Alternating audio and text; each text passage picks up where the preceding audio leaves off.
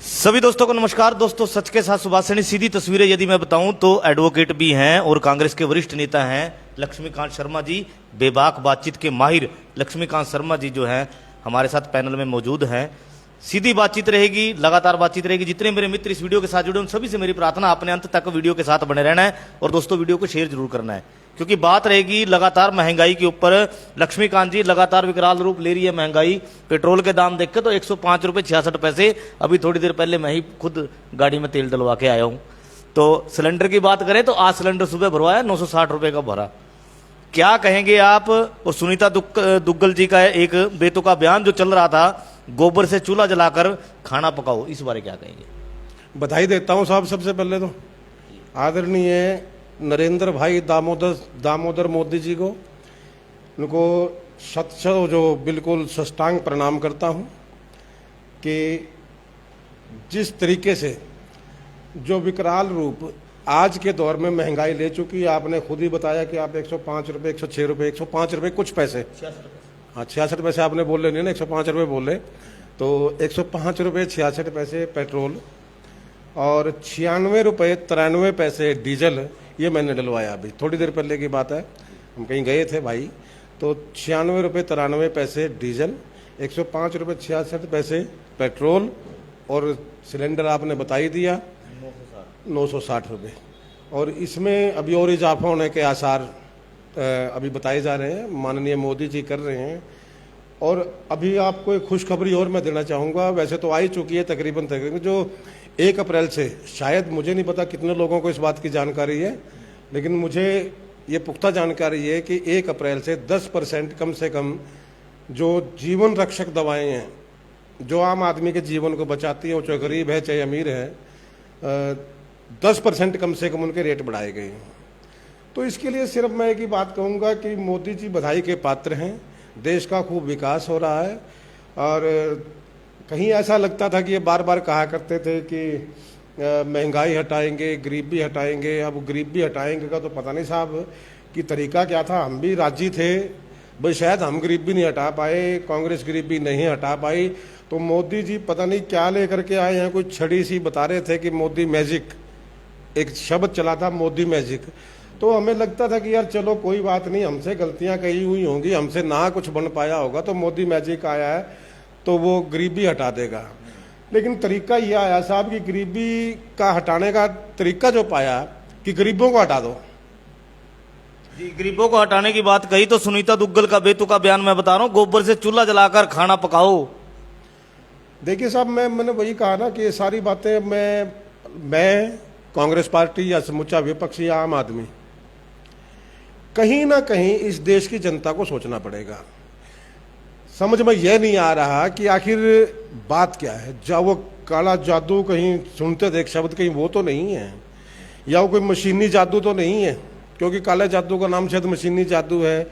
कि जिस तरीके से हिंदुस्तान की जनता को प्रताड़ित आज किया जा रहा है, हिंदुस्तान के नौजवान को प्रताड़ित आज किया जा रहा है, हिंदुस्तान के व्यापारी छोटे कर्मचारी को प्रताड़ित आज किया जा रहा है, हिंदुस्तान के दुकानदार को आज प्रताड़ित किया जा रहा है। कहीं ना कहीं ऐसा लगता है कि नरेंद्र मोदी साहब किसी कुंठित सोच से ग्रसित हैं और उन्होंने ठान लिया है कि चंद बड़े घरानों के लिए, चंद अपने मोदी मित्रों के लिए, उनको सारे लाभ पहुंचाने के लिए हिंदुस्तान की जनता को एक बड़ा पुराना एक मुहावरा है कि अंग्रेजों के टाइम में सुना करते थे कि अंग्रेज कोल्लू में पिटवा दिया करते थे किसी व्यक्ति को।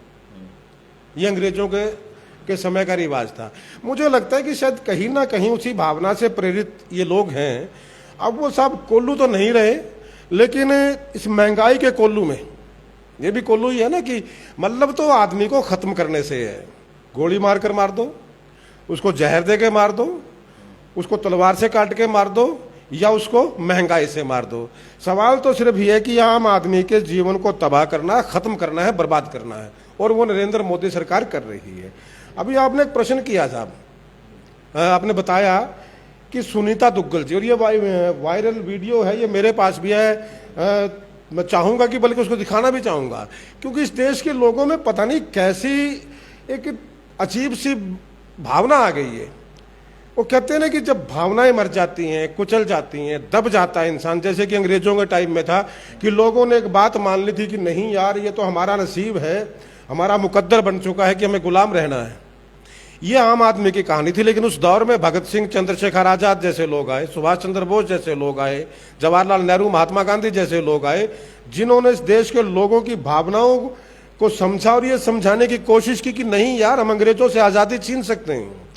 आज वही दौर मैं देख रहा हूं, अंग्रेजों के ही जो वंशज हैं, तकरीबन वही लोग आज राज कर रहे हैं, सत्ता में बैठे हैं, जो अंग्रेजों के पिट्ठू थे, जिन्होंने भारत छोड़ो आंदोलन के समय में जब पूरा हिंदुस्तान एक तरफ था, लेकिन ये संघ के जो लोग हैं, जो नरेंद्र मोदी साहब के पूर्वज हैं, श्यामा प्रसाद मुखर्जी, दीनदयाल जी, ये जो सब लोग हैं, ये उस वक्त अंग्रेजों का साथ दे रहे थे भारत छोड़ो आंदोलन के समय में। तो कहीं ना कहीं वही सोच, वही कुंठित मानसिकता आज कहीं ना कहीं वो मुझे लगता है काम कर रही है। और ये लोग उसी विचारधारा के तहत, देखिए अंग्रेज क्या थे, वो भी पूंजीपतियों का एक शासन था।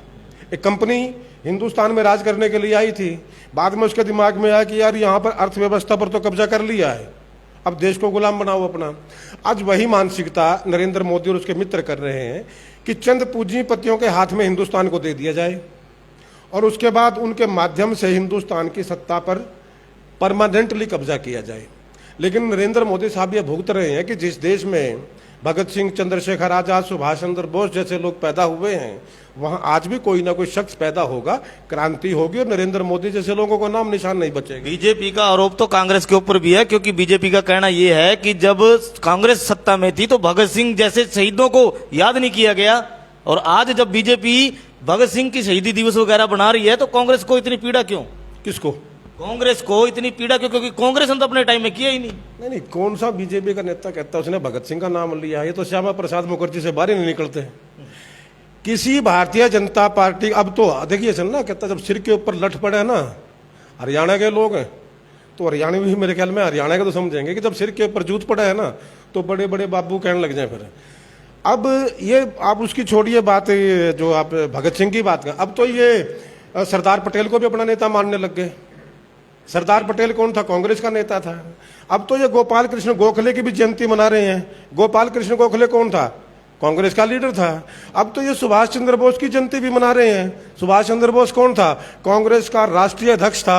अब तो इन पर लानत है यार, लानत है भारतीय जनता पार्टी के लोगों पर। अब तो ये कांग्रेस के लोगों के, देखिए नेहरू का तो मनाते नहीं साहब, ये महात्मा गांधी का जन्मदिन और मृत्यु दिन ये मनाने लग गए। भारतीय जनता पार्टी के लोग अगर कहीं थोड़ी सी भी शर्म अपनी आंखों में रखते हैं, कहीं उनको शर्म आती है, लाज आती है, तो किसी भारतीय जनता पार्टी के नेता का जन्मदिन और पुण्यतिथि मना लें भाई, आजादी के नाम पर। एक का भी नहीं है, एक का भी नहीं। अभी आजादी का अमृत महोत्सव केंद्र सरकार मना रही है और मैं दावे के साथ कहता हूं, आप पत्रकार साथी हो, आप निकालिए पिछले 5-6 महीने के जो समारोह इन्होंने आयोजित किए हैं, कांग्रेस के लीडरों के जन्मदिन और कांग्रेस के लीडरों की पुण्यतिथि, ये आजादी का अमृत महोत्सव में मना रहे हैं। अफसोस इस बात का है कि इस देश की जनता की बुद्धि को जाने क्या हो गया है, कोई इनकी इस बात को समझ ही नहीं रही है कि अगर कांग्रेस के लोगों का या कांग्रेस पार्टी का योगदान देश की आजादी में नहीं है तो फिर कांग्रेस के लोगों को जन्मदिन क्यों मनाते हो? उनके अब सरदार पटेल का स्टैचू क्यों लगाते हो आप? वो तो कांग्रेस ही था भाई, महात्मा गांधी तो कांग्रेस ही था। आपको तो दिक्कत है उससे, नाथूराम गोडसे ने उसको गोली मारी थी, आप उसको दिक्कत है ना, तो दिक्कत है तो उसका जन्मदिन क्यों मनाते हो? गोपाल कृष्ण गोखले तो कांग्रेस का नेता है, सुभाष चंद्र बोस तो कांग्रेस का राष्ट्रीय अध्यक्ष है, उसकी जयंती किस लिए? बीजेपी का ये भी कहना है कि क्योंकि कांग्रेस ने कभी इनकी जयंती नहीं बनाई इसलिए वो बना रहे हैं। अरे बीजेपी के बाबू का राज है के? बीजेपी का कब बनाई इन्होंने? कांग्रेस के समय में इतनी जयंती नहीं बनाई गई। किसी ने स्टैचू की सोची थी? कांग्रेस के समय में स्टैचू की सोची थी? किसने कहा? कौन सा लीडर है भाजपा का? एक बार ले तो आओ सामने। मैं चैलेंज के साथ कहता हूं साहब, ये लोग वाहियात लोग हैं, बकवास करने के अलावा कुछ आता नहीं है। हाँ, इनका एक मास्टरी है कि नरेंद्र मोदी एक झूठ बोलता है तो पूरी भारतीय जनता पार्टी उसको सच साबित करने में लग जाती है। रिकॉर्ड की बातें हैं, वो सामने लेकर के आए, हम बताएंगे। वो नेता भी सामने आएगा जिस नेता ने ये बात कही है, मेरे पास मेरी नजर में भी है और मेरे साथ बात भी उनकी हुई है। कांग्रेस ने अपने समय में इतनी जयंती नहीं बनाई, यदि आज बीजेपी बना रही तो कांग्रेस को पीड़ा क्यों? कांग्रेस तो राजी हो रही साहब, मैं तो ताड़ियां बजाता हूं। मैंने पिछला इंटरव्यू भी शायद आपके साथ मेरा हुआ हो, एक बार इसमें चर्चा चली थी जब इन्होंने सुभाष चंद्र बोस की जयंती मनाई थी। हम तो कहते हैं कि यार हमें फक्र है कि मेरे नेता का जन्मदिन, मेरे नेता की पुण्यतिथि ये लोग मना रहे हैं, तो मुझे तो हौसला होता है यार मेरे बाप का जन्मदिन अगर आप लोग मनाओगे जाकर के तो मेरे तो गर्व की बात है या किस बात की शर्मिंदगी होगी? मुझे तो फक्र है कि मेरे बाप का जन्मदिन बाहर मेरा दुश्मन मनाता है। मुझे फक्र होगा कि जब जो मुझे देख के राजी नहीं है, जिसको मेरी शक्ल से नफरत है, उसको मेरी शक्ल से तो नफरत है और मेरे बाप की पुण्यतिथि पर वो हार चढ़ाता है, तो मेरे तो फक्र की बात है साहब। रही बात इन लोगों की, जो मैं कहना चाहता था, जहां तक ये सुनीता दुग्गल की इनकी सांसद है, अफसोस की बात यह है कि जो थोड़ा सा हम, क्योंकि रास्ता मुझे लगता है कि ट्रैक चेंज हो गया था, वो महंगाई से हम कहीं और चले गए थे। मैं इस देश के लोगों को बताना चाहता हूं कि इस देश की जनता को समझ लेना चाहिए कि भारतीय जनता पार्टी हिंदुस्तान को कहां लेकर के जाना चाहती है। मैं वो बताना चाहता हूं। सुनीता दुग्गल का एक बयान आया साहब, वो अपने बयान में चिल्ला चिल्ला करके आत्मनिर्भर भारत का अर्थ समझा रही है। आत्मनिर्भर भारत क्या? वो कहती है कि जैसे 1947 से पहले, या यूं कह लीजिए कि कांग्रेस के शासन से पहले, जब तक कांग्रेस सत्ता में नहीं थी उससे पहले देश की हालत। अब ये भी मैं आपको चाहूंगा कि आप इसको भी थोड़ा सीधे तरीके से पेश करें और बधाई दें कांग्रेस को। सुनीता दुग्गल के बयान ने कांग्रेस की अनदेखे में, उनको, ये लोग ना बुद्धिहीन लोग हैं, बुद्धि नहीं है इन लोगों में, इनको पता ही नहीं क्या कहना है। सुनीता दुग्गल ने अनजाने में कांग्रेस की प्रशंसा कर गई और दावे के साथ कहता हूं मोदी ने बुला के उसकी खाट खड़ी करी होगी। बोला तू क्या बोलगी? क्यों? उसने क्या कहा? उसने कहा कि जैसे गांव में गोबर से उपले बना करके गोबर से चूल्हा जलाओ, उससे खाना बनाओ। क्यों? क्या याद है उसको? क्योंकि उसको अपना बचपन याद आ गया। उसने अपने माँ बाप को गोबर से चूल्हा जला करके खाना बनाते देखा। मैंने भी देखा अपने माता पिता को, सभी ने देखा है ना। लेकिन अब आप अंदाजा लगाइए कि वो दौर अच्छा था या ये दौर अच्छा है। अब ये गैस तक कौन लेके आया साहब? कांग्रेस लेकर के आई। और सुनीता दुग्गल क्या चाहती है कि कांग्रेस जहां देश को ऊपर लेकर के आई थी उसको वापस गोबर के उपले बना करके चूल्हा जला करके खाना बनाए। मतलब 1947 के दौर में ये आए, किस लिए? आत्मनिर्भर बनाना है। साथ में वो क्या कहती है कि फिर गैस का सिलेंडर 1000 हो, गैस का सिलेंडर 2000 हो, आपको कोई फर्क नहीं पड़ेगा। मैं सुनीता दुग्गल से एक प्रश्न पूछना चाहता हूं कि कुछ साल पहले तक आपकी औकात क्या थी? आपकी हस्ती क्या थी? और क्या आज आप उस औकात पर, उस हस्ती पर जाना पसंद करेंगी? आपके माता पिता या आपने खुद भी, सुनीता दुग्गल मैडम ने भी गोबर के चूल्हे पे वो खाना बनाया होगा। क्या सुनीता दुग्गल खुद वो चूल्हे पर गैस जला करके, चूल्हा जला करके खाना बनाना पसंद करेंगी? अरे किसी को शिक्षा देने से पहले खुद उस शिक्षा पर अमल करना चाहिए। खुद चाहिए कि पहले मैं खुद उदाहरण सेट करूं और फिर दूसरों को कहूं। मतलब खुद तो मजे ले, खुद तो गैस पे खाना बनाए, खुद तो मजे से काम करे। और इस देश की जो गरीब जनता है, आप उसको गैस तो दे नहीं सकते, उसको सुविधा दे नहीं सकते। इनडायरेक्ट रूप से, अप्रत्यक्ष रूप से भारतीय जनता पार्टी ने यह मान लिया है ना कि हम जनता को सुविधा नहीं दे सकते, हम देश की जनता के लिए कुछ नहीं कर सकते। उसी दौर में लेकर के आ जा सकते हैं। अब मैं सुनीता दुग्गल के बयान के लिए एक बयान आपको कहना चाहता हूं। आज सुनीता दुग्गल ने यह बयान दिया है, कल को भारतीय जनता पार्टी का जो नेता है, जो प्रधानमंत्री है, वो एक बात और कहेगा, देख लेना आप, थोड़े दिन रुक जाओ। जैसे ये पेट्रोल और डीजल के, गैस के रेट बढ़ रहे हैं ना साहब, पेट्रोल डीजल के, अभी नरेंद्र मोदी जी एक रात को 8 बजे आएंगे टीवी पर और वो क्या कहेंगे कि भाइयों बहनों, ये आप पेट्रोल डीजल में जो गाड़ियां यूज करते हो, गाड़ी चलाते हो, इससे देश में महंगाई बढ़ गई है, इससे देश में पेट्रोल डीजल की खपत बढ़ गई है, इससे आपके स्वास्थ्य में विकार आ गया है। इसलिए मैं नरेंद्र मोदी इस देश की जनता से विनती करता हूं, आप डीजल की गाड़ी बंद कर दीजिए, आप पेट्रोल की गाड़ी बंद कर दीजिए, आप साइकिल पर चलिए।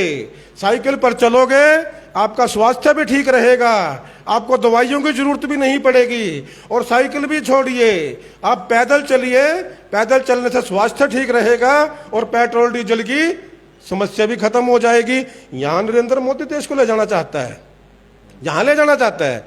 उसके बाद एक भारतीय जनता पार्टी के नेता का बयान आएगा, जैसे अभी उनका आया, वो कौन, एक महाशय है, राज्यसभा सांसद है, रामचंद्र जांगड़ा। देखिए लानत है इन लोगों पर यार, मतलब इनकी कितनी बेइज्जती कर लो, इनको शर्म ही नहीं आती बिल्कुल भी।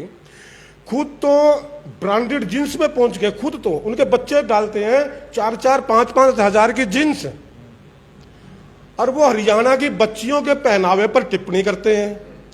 अब मैं अगला बयान बताता हूं, कल को अमित शाह जी आएंगे, वो क्या कहेंगे कि भाइयों बहनों, ये ब्रांडेड जींस बहुत महंगी है, ये 5-5 हजार की आती हैं, आप इन्हें पहनना छोड़ दीजिए और पुराने जमाने में जैसे फट्टे का पजामा डालते थे, फट्टे का पजामा डालिए। एक नेता ये बयान देगा, उसके बाद दूसरा आएगा, वो कहेगा साहब आप दूध पीना बंद कर दीजिए, आप दूध की कीमत अपने आप कम आ जाएगी। यार लानत नहीं क्या आप इनको मानते? मतलब आप देश को लेके कहां जाना चाहते हो?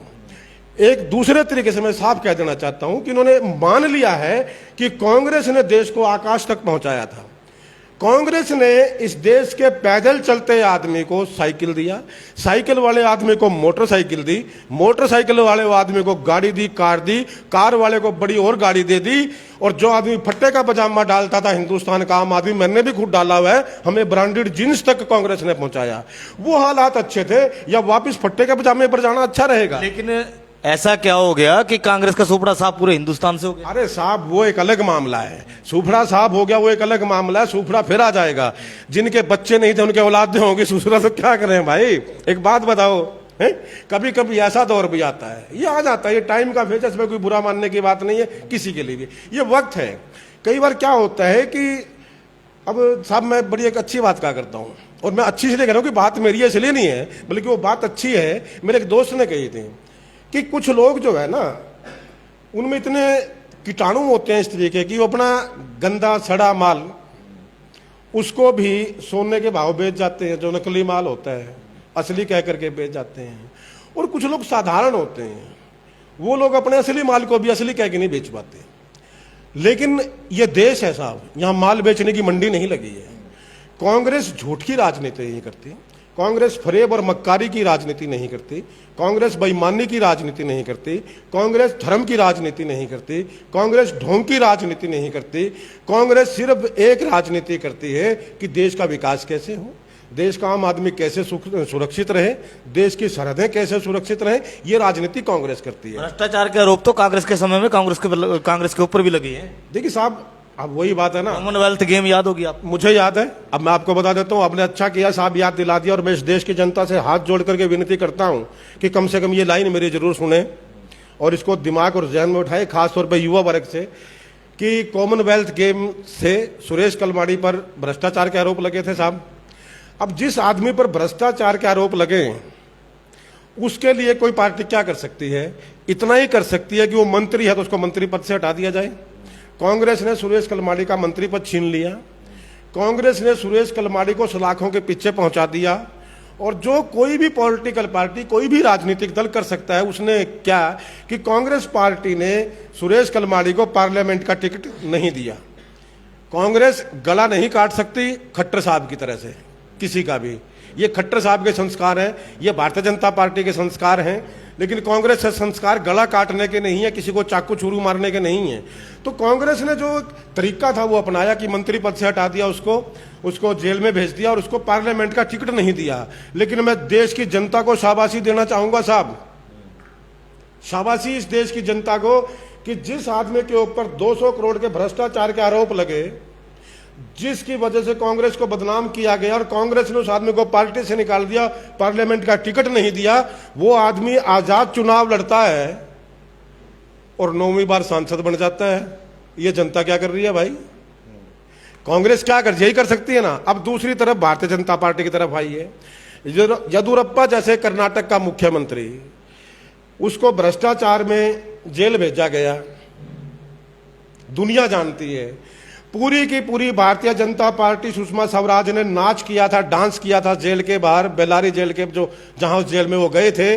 राजनाथ सिंह और जितने भारतीय जनता पार्टी के बड़े बड़े दिग्गज लोग थे, वो सारे के सारे जेल में येदियुरप्पा की स्वागत समारोह में पहुंचे, एक भ्रष्टाचारी के, और उसका पूरी तरह बचाव किया गया। आज कितने लोगों के ऊपर भ्रष्टाचार के आरोप हैं, कितनों को भारतीय जनता पार्टी ने पार्टी से निकाला। मुझे राजनाथ सिंह का एक बयान याद है, जब 2014 में इनकी सरकार बनी तो 2016 का शायद लगभग ये वाक्य है कि वसुंधरा राजे सिंधिया राजस्थान की मुख्यमंत्री थी, स्मृति ईरानी केंद्र में मंत्री थी, और पंकजा मुंडे महाराष्ट्र के एक मंत्री थे उस वक्त में, इन 3 महिला मंत्रियों पर कोई भ्रष्टाचार के आरोप लगे।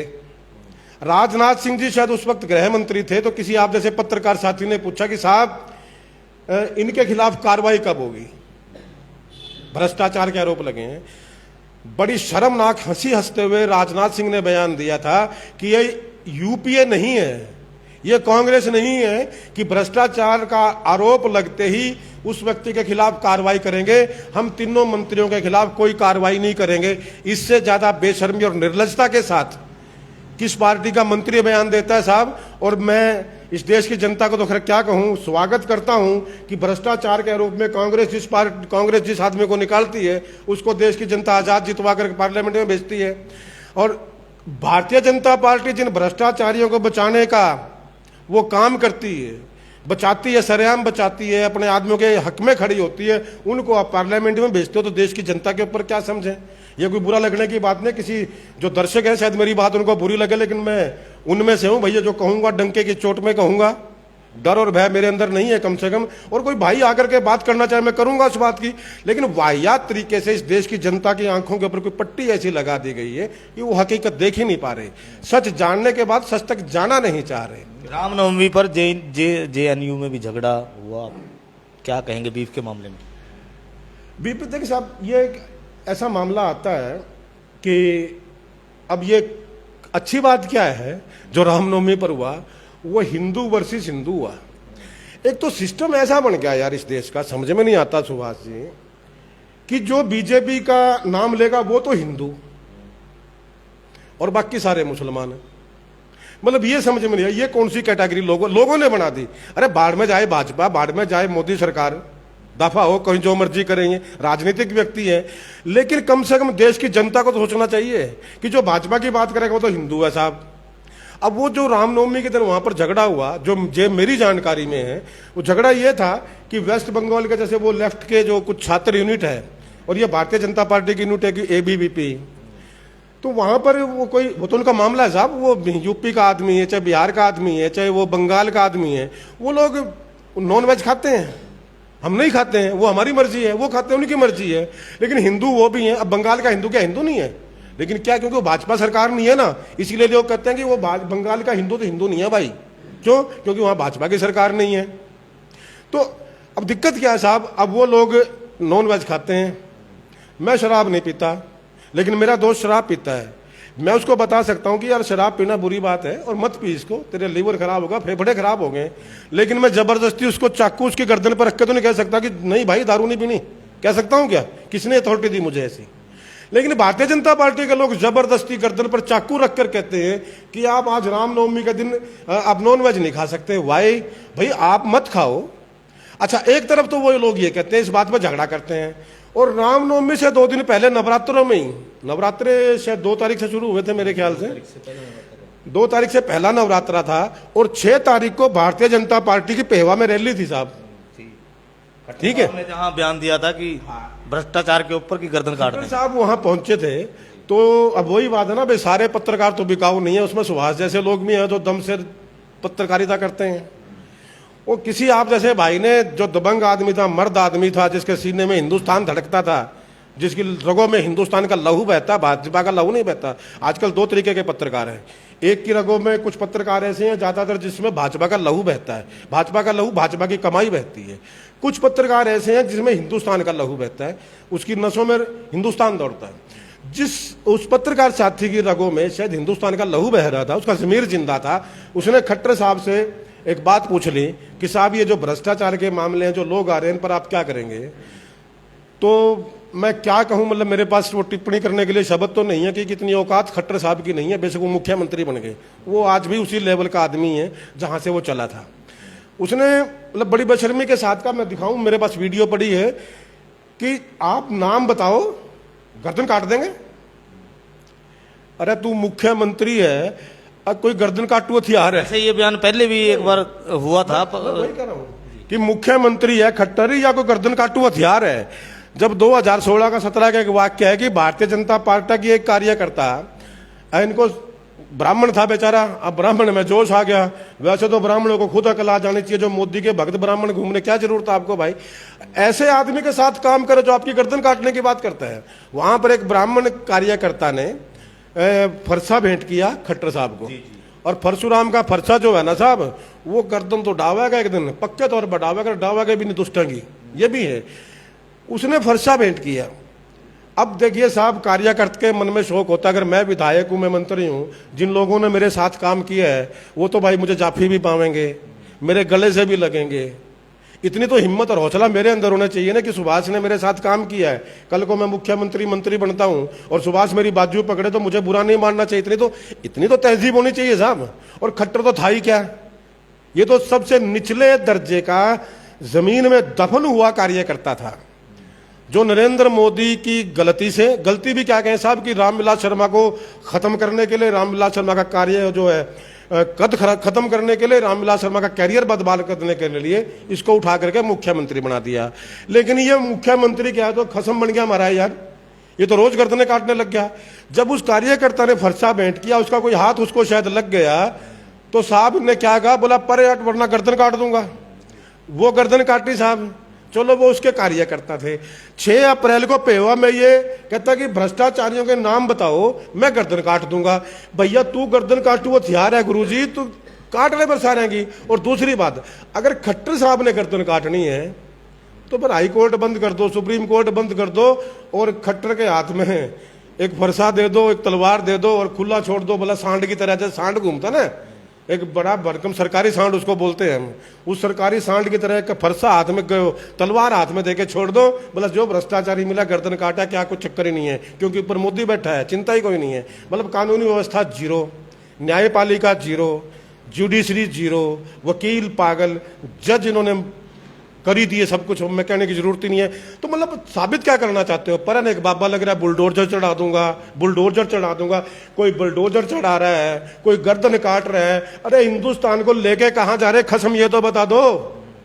कल को कोई गोली मारेगा, मतलब कत्लेआम पे लगे हुए हैं। जो लोग खुद कत्लेआम पे लगे हुए हैं, जो नॉन वेज बातें खुद करते हैं, वो लोग कहते हैं कि आप नॉन वेज मत खाओ। भैया मेरे यार, वो हिंदू हैं, उनके अपने रस्म रिवाज हैं। हम हनुमान जी को मानते हैं, वो दुर्गा माता काली माता की पूजा करते हैं, उनके अपने रस्म रिवाज हैं। वाई यार, किस लिए? और फिर आप खुद गर्दनें काट रहे हो, नॉन वेज बातें आप खुद करते हो। दूसरी बात, अगर ये इसी में खट्टर साहब की बात का जवाब दे रहा हूं, दुष्यंत चौटाला के ऊपर सारे आम आरोप लगे शराब घोटाले के, आज भी मेरे ख्याल से वो मामले चल रहे हैं। काट ली गर्दन के, हाथ तो लिखा का दिखा दुष्यंत चौटाले गए, तेरे बराबर में बैठा कुर्सी डाए। अनिल विज गब्बर सिंह के नाम से कुख्यात है भाई। मेडिकल घोटाले में पिछले प्लान की, मैं इस प्लान की बात नहीं, पिछले प्लान में एक आरोप लगा था दवाइयों का, कोई इनके ऊपर आया था स्कैम, के कर लिया भाई उसमें। ये करनाल में इनका, मैं के कहूँ, देसी भाषा है, कहीं ना कहीं मैं उल्टा बोल जाऊंगा। करनाल के अंदर डीटीपी वो पकड़ा गया था, वो टाउन प्लानिंग वाला, पकड़ के भीतर ठोक दिया। वो कहता है कि मैंने कई करोड़ रुपए जब तक मैं ना कमाऊं, मेरे को रात को नींद नहीं आती। और उसमें शामिल कौन कौन है? करनाल की मेयर का घरवाला, उसमें शामिल कौन है? संजय भाटिया, करनाल का सांसद। काट लेना गर्दन, तेरी औकात इतनी है तो। उनकी काटना गर्दन, गरीबों की गर्दन क्या काटेगा तू? वहां तो गर्दन नहीं काटी साहब।